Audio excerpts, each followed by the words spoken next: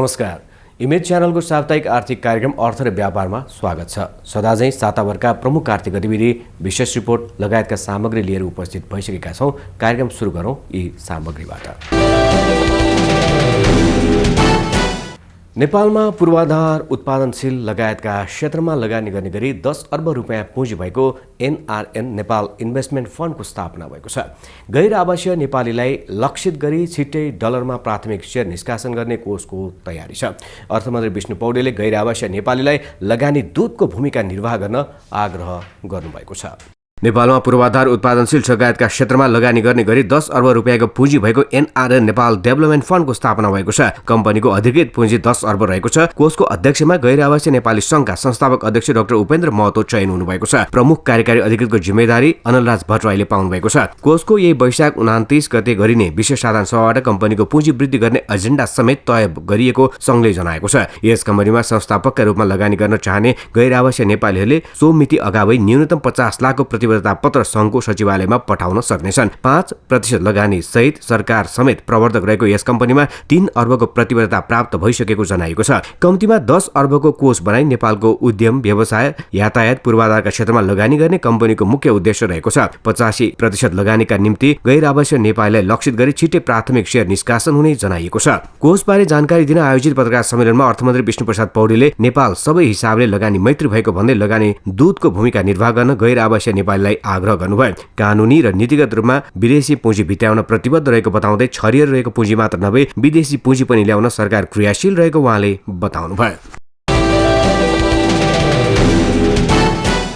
सरकार बजेट निर्माणको तयारीमा जुटेको छ। यसै क्रममा संसदको अर्थ समितिले पनि बजेट सम्बन्धी छलफल जारी राखेको छ। यसै क्रममा उसले गराएको मन्त्रालयगत छलफलमा अधिकांश मन्त्रालयले बजेट सिलिङप्रति असन्तुष्टि जनाएका छन्। सञ्चार तथा सूचना प्रविधि मन्त्रालयले आगामी वर्षका लागि प्राप्त भएको बजेटको सिलिङले मन्त्रालयको अनिवार्य दायित्व वहन गर्न पनि नपुग्ने बताएको छ। प्रतिनिधि सभाको अर्थ समितिको बुधबारको बैठकमा सञ्चार तथा सूचना प्रविधि मन्त्रालयको बजेट सम्बन्धमा भएको छलफलमा मन्त्रालयका सचिव हरिप्रसाद भस्यालले अर्थ मन्त्रालयबाट 7 अर्ब 28 करोड 51 लाख रुपियाँको बजेट सिलिङ प्राप्त भएको, तर मन्त्रालयको चालु खर्च 8 अर्ब 29 करोड 10 लाख रुपियाँ रहेको बताउनुभयो। यस्तै पुँजीगत खर्च 1 अर्ब 84 करोड 14 लाख रुपियाँ बराबर हुने पनि उहाँले बताउनुभयो। त्यसैले यसपटक पनि प्राप्त हुने सबै बजेट अनिवार्य दायित्वका लागि खर्च गर्दा पनि नपुग हुने उहाँले बताउनुभयो। मन्त्रालयको योजना अनुसारका कार्यक्रमका लागि मन्त्रालयलाई प्राप्त बजेट सिलिङ भन्दा 5 अर्ब बढी रकम अपुग हुने पनि सचिव बसालले बताउनुभयो। त्यसो त मन्त्रालयले हुलाक सेवाका लागि मात्रै 4 अर्ब भन्दा बढी बजेट विनियोजन गर्नुपर्नेछ। यो रकम हुलाक सेवामा रहेका 18,000 जनशक्तिको तलब भत्ताका लागि खर्च हुन्छ।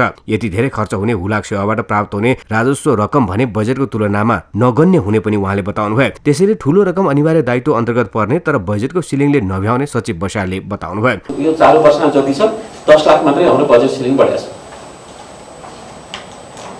यो अहिलेको अनगोइङ वर्ष जति छ त्यो आउने वर्ष पनि जम्मा 10 लाख मात्रै बढेको अवस्था छ।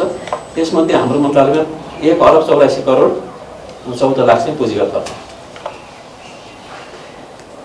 चालु खर्च चाहिँ 8 अर्ब 29 करोड 10 लाख सबै अनिवार्य दायित्वमा सञ्चालित छन्। यो सबै जस्तो हाम्रो मन्त्रालयको त्यसमा चाहिँ पुग्दैन। हजुर, हुलाक सेवालाई प्रभावकारी बनाउन मन्त्रालयले प्राधिकरण मोडलमा जाने गरी विधेयक तयार गरी मन्त्री परिषदमा पठाइसकेको छ। यस्तै मन्त्रालयले सेक्युरिटी प्रिन्टिङ प्रेसको ठेक्काको प्रक्रियालाई पूरा गरिसकेको पनि सचिव बसालले बताउनुभयो। हालका लागि अन्तशुल्कको स्टिकर, हुलाक टिकट, लाल पूर्जा, सर्टिफिकेट लगायत छाप्ने गरी सेक्युरिटी प्रिन्टिङ प्रेसको ठेक्का प्रक्रिया पूरा गरिसकेको बताउनुभयो। यस्तै बनेपामा रहेको आइटी पार्कलाई सेक्युरिटी प्रिन्टिङ प्रेस बनाउने र खुमलटारमा रहेको जग्गामा आइटी पार्क बनाउने गरी तयारी गरेको पनि उहाँले जानकारी दिनुभयो। छलफलमा सांसदहरूले टेलिकमको सेवालाई सबैको पहुँचमा पुर्याउन र भरपर्दो सेवा दिने गरी काम गर्न आवश्यक कार्यक्रममा बजेट विनियोजन गर्न सुझाव दिएका छन्।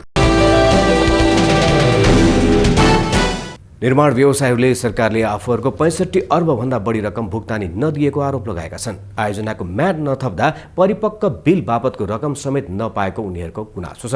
म्याद सकिएका कुनै पनि आयोजनाको तत्काल म्याद थप गर्न महासंघले माग गरेको छ। निर्माण व्यवसायीहरूले सरकारले आफूहरूको 65 अर्ब भन्दा बढी रकम भुक्तानी नदिएको गुनासो गरेका छन्। नेपाल निर्माण व्यवसायी महासंघले बुधबार पत्रकार सम्मेलन गरी सरकारबाट विभिन्न आयोजनामा परिपक्व भएको बिल बापतको 65 अर्ब रुपियाँ बढी रकम पाउन बाँकी रहेको बताएका हुन्। कतिपय आयोजनाको म्याद म्याथप नगरिदिएका कारण परिपक्व भएको बिल भुक्तानीका लागि पेश गर्न नपाएको समेत उनीहरूको भनाइ छ। महासंघका अध्यक्ष रवि सिंहले चालु आर्थिक वर्षमा म्याथप नभएका आयोजनामा मात्रै 65 अर्ब रुपियाँ बढी भुक्तानी लिन बाँकी रहेको बताउनु भएको हो। त्यसबाहेक पनि भुक्तानीका लागि माग भएको अवस्थामा समेत भुक्तानी नभएको उहाँले बताउनुभयो। समय अवधि पूरा भएका आयोजनाको म्याथप नभएको अवस्थामा कानुनी रूपमा नै निर्माण कम्पनीले बिल पेश गर्न नपाउने हुँदा रकम निकासाका लागि माग गर्न नसकेको बताउनुभयो। उहाँले म्याच्योर्ड भइसकेको जुन काम गरेर बिल दिन नसकेको रकमहरूलाई उहाँहरूले भन्नुभयो, सडकले अहिले भन्नुभयो होला उहाँहरूले 13 अरब छ 20 अरब छ भनेर।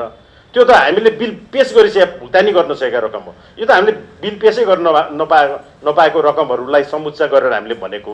अहिले केही रकमहरू भुक्तानी भएको छ 1 खरबमा, केही घट्यो होला 15-20 अरब घट्यो होला, तर अझै पनि 65 अरब रुपियाँभन्दा बढी नै हाम्रो चाहिँ भुक्तानी हुन बाँकी छ। सरकारले आयोजनाको म्याथप नगर्ने र भुक्तानी पनि नहुने स्थिति आएमा आफूहरू सडक आन्दोलन गर्न बाध्य हुने पनि अध्यक्ष सिंहले बताउनुभयो। म्याच सकिएका कुनै पनि आयोजनाको तत्काल म्याथप गर्न पनि उहाँले माग गर्नुभयो। हामीलाई बाध्य गराउने काम भयो भने त अब के गर्ने त?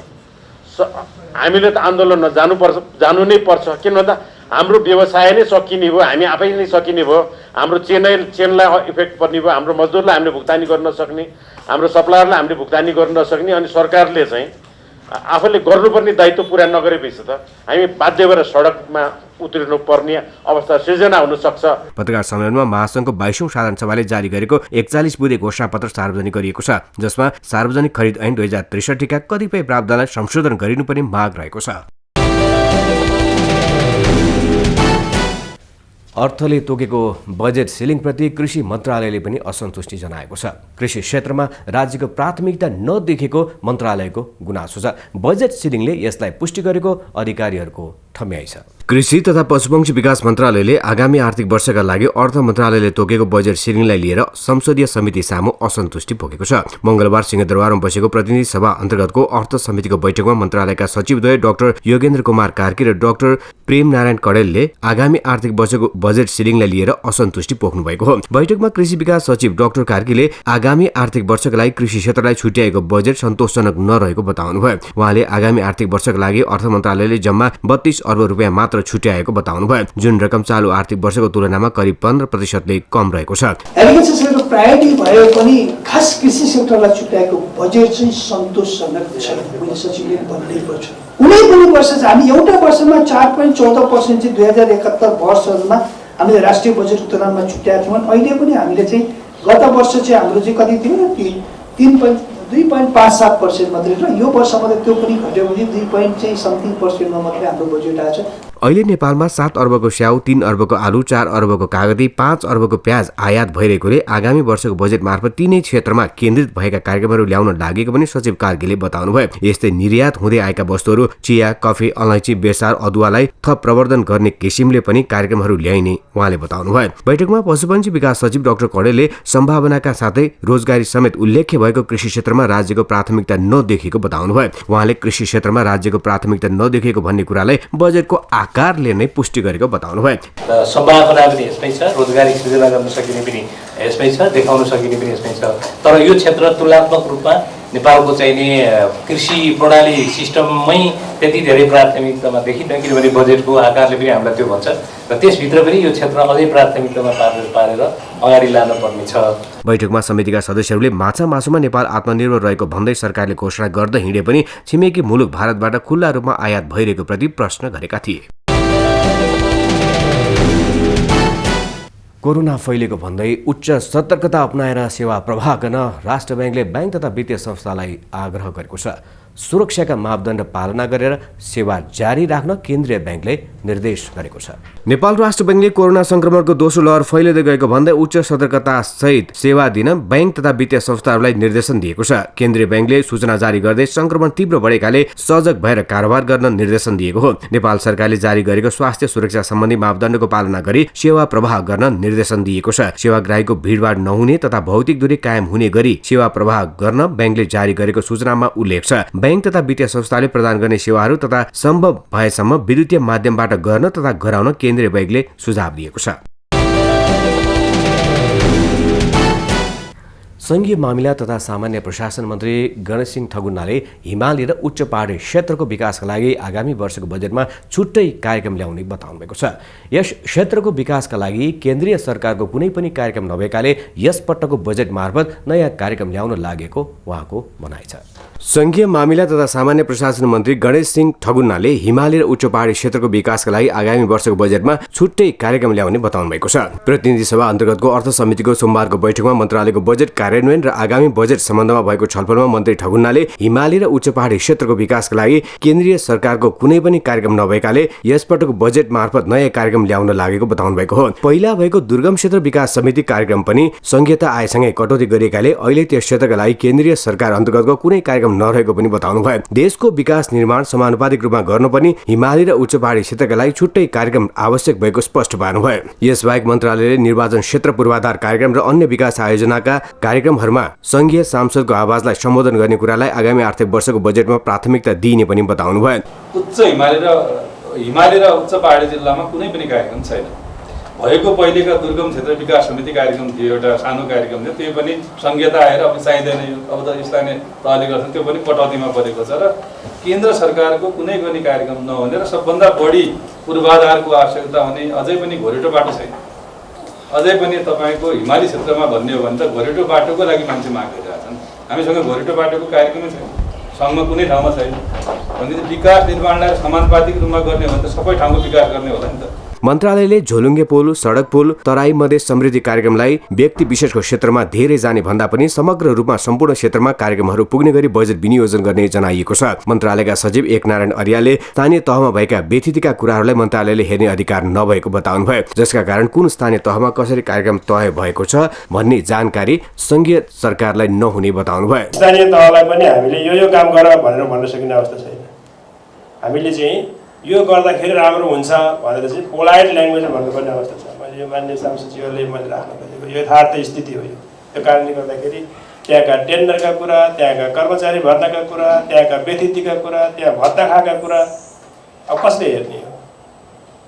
कि त यो ओभरसाइट एजेन्सीहरूले हेर्नु पर्यो, कि त नेपाल सरकारले नै यसले जारी गर्नु पर्यो भनेर यो अन्तर प्रदेश समन्वय समितिको मिटिङ गरेर त्यहाँबाट चाहिँ यो सबै कुराहरू चाहिँ आउनु पर्यो।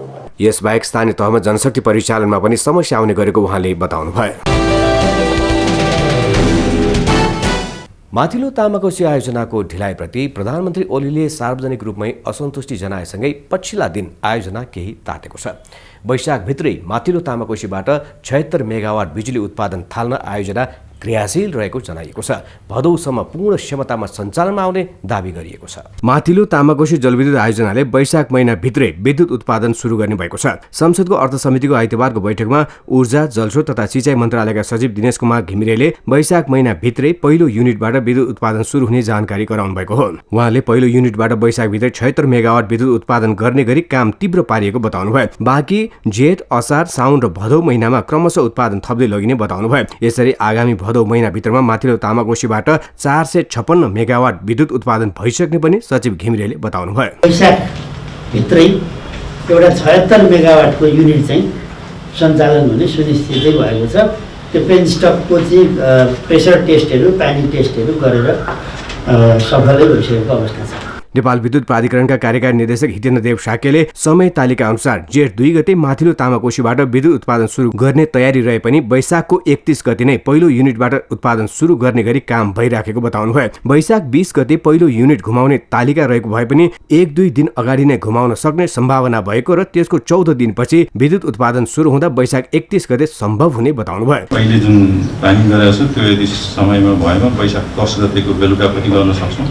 तर अहिले हामीले आफैलाई वैशाख 12 गतेको समय दिएका छौँ पानी भर्ने र वैशाख 20 गते चाहिँ मेसिन घुमाउँछौँ पहिलो मेसिन।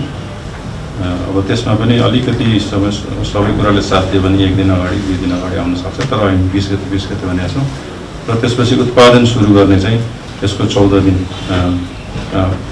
13 देखि 14 दिन भने जेठ 2 गते भनेको छौँ। तर त्यसलाई पनि हामीले स्क्विज गरेर वैशाख 31 गते चाहिँ हामी आशा गर्दैछौँ। आयोजनाको काममा ढिलाइ भएको भन्ने भएपछि आफू 1-2 दिन अघि मात्रै आयोजना स्थलको अनुगमनमा पुगेको बताउँदै कार्यकारी निर्देशक शाक्यले यही गतिमा काम भएमा समयमै आयोजना सम्पन्न हुने भनी बताउनुभयो। साउन मसान्तसम्ममा आयोजनाका 6 वटै युनिटबाट विद्युत उत्पादन सुरु भइसक्ने उहाँको दाबी छ।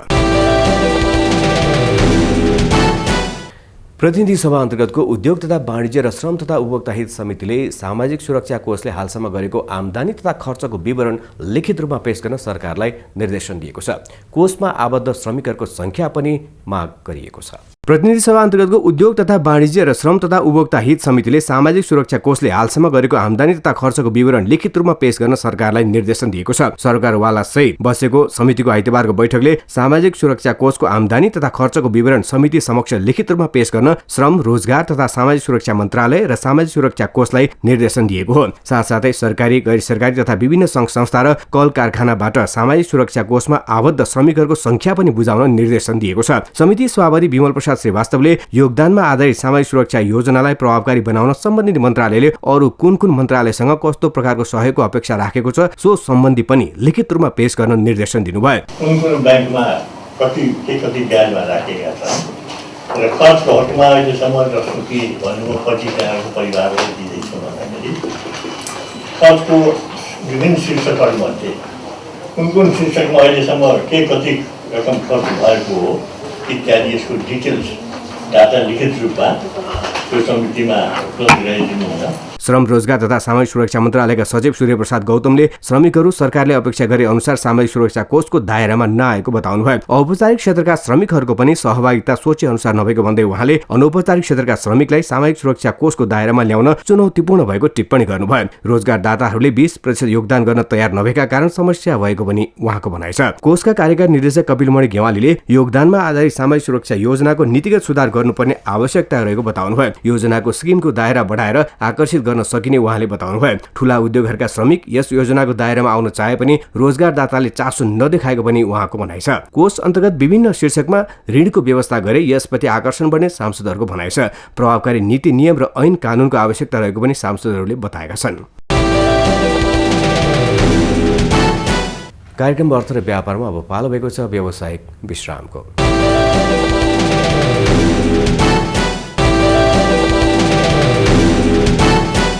विश्रामपछि पुनः स्वागत छ कार्यक्रम अर्थ र व्यापारमा। अब साताभरका प्रमुख आर्थिक गतिविधि।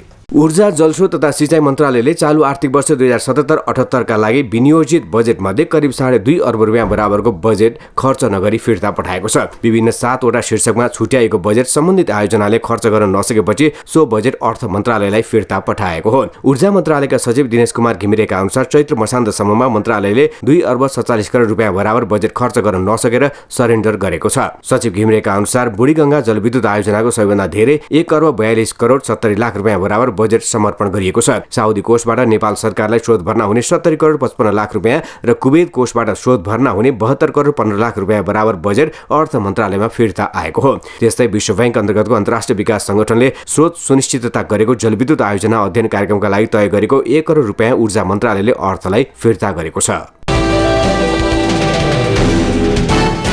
नेपाल धितोपत्र बोर्ड र चार्टर्ड एकाउन्टेन्ट संस्था आइक्यान बीच सूचना आदान प्रदानका लागि समझदारी भएको छ। बोर्ड र आइक्यान बीच सूचना आदान प्रदान एवं पारस्परिक सहयोगका लागि समझदारी पत्र तथा सहयोग सम्झौतामा हस्ताक्षर भएको हो। सम्झौता पत्रमा बोर्डका तर्फबाट अध्यक्ष भीष्मराज ढुङ्गाना र आइक्यानका तर्फबाट अध्यक्ष मदन कृष्ण शर्माले हस्ताक्षर गर्नुभएको हो। रिलायबल नेपाल लाइफ इन्स्योरेन्सले जीवन बीमा क्षेत्रकै ठूलो दाबी भुक्तानी गरेको छ। कम्पनीले कञ्चनपुरका बेदकोट निवासी हरिप्रसाद पन्तका हकवाला परुदेवी पन्तलाई 4 करोड रुपियाँको दाबी भुक्तानी रकम हस्तान्तरण गरेको हो। बुधबार कम्पनीले गरेको विशेष कार्यक्रममा बीमा समितिका अध्यक्ष सूर्यप्रसाद सेलवाले बीमाङ्क रकम हस्तान्तरण गर्नुभएको हो। कञ्चनपुर बेदकोट निवासी पन्तले 4 करोडको जीवन बीमाले खरिद गरेकोमा 2076 कार्तिकमा उहाँको निधन भएसँगै निजको हकवाला परुदेवीलाई बीमा रकम प्रदान गरिएको हो। अवस्था आजलाई कार्यक्रम अर्थ व्यापारमा यति नै। अर्को हप्ता विविध सामग्री सहित उपस्थित हुने नै छौँ। इमेज च्यानल हेर्दै रहनुहोला। नमस्कार।